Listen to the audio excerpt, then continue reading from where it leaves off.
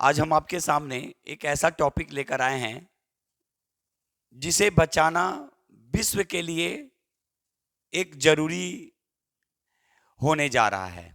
हम आज इस टॉपिक पे बात करने जा रहे हैं घरेलू गौरैया। हम आपके सामने आशुतोष पाठक चलेंगे। आज डेली करंट अफेयर्स में बात करेंगे घरेलू गौरैया के बारे में। 20 मार्च को प्रतिवर्ष विश्व गौरैया दिवस मनाया जाता है, याद रखिएगा। तो केवल दिवस मना लेने से नहीं होगा, इनके लिए आगे आना होगा और खासकर स्कूली बच्चों को भी इनसे जोड़ना होगा, तभी हम घरेलू गौरैया को बचा सकते हैं।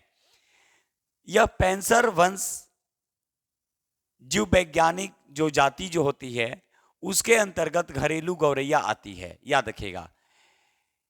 विश्व के अधिकांश भागों, खासकर एशिया और यूरोप में ये पक्षी देखने को मिलती है।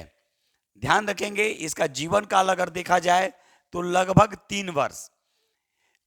इनका जीवन काल 3 वर्ष है, फिर भी हम इनका बहुत ज्यादा आज के डेट में शिकार करते हुए जा रहे हैं।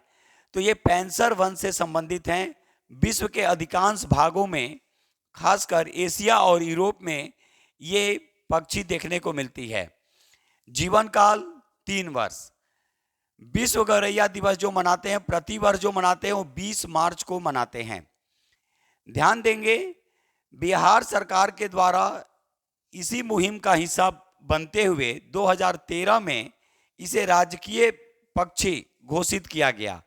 तो ध्यान से देखिएगा, अगर पूछा जाए कि किस सरकार के द्वारा गौरैया पक्षी को राजकीय पक्षी घोषित किया गया, तो ये बिहार सरकार के द्वारा 2013।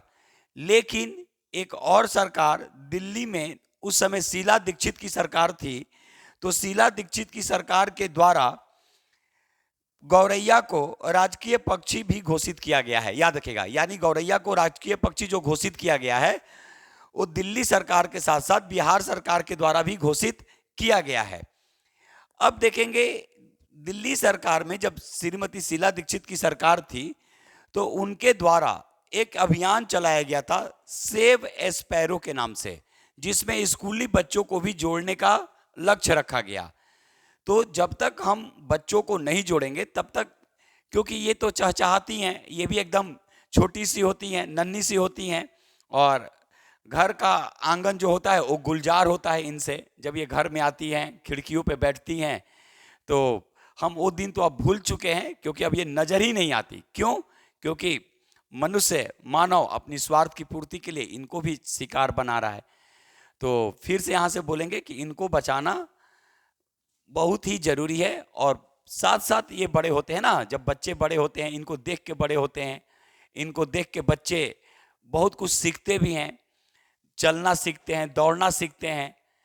तो एक बार फिर बोलेंगे कि बिहार सरकार के साथ साथ दिल्ली सरकार के द्वारा भी इसको राजकीय पक्षी घोषित किया गया है।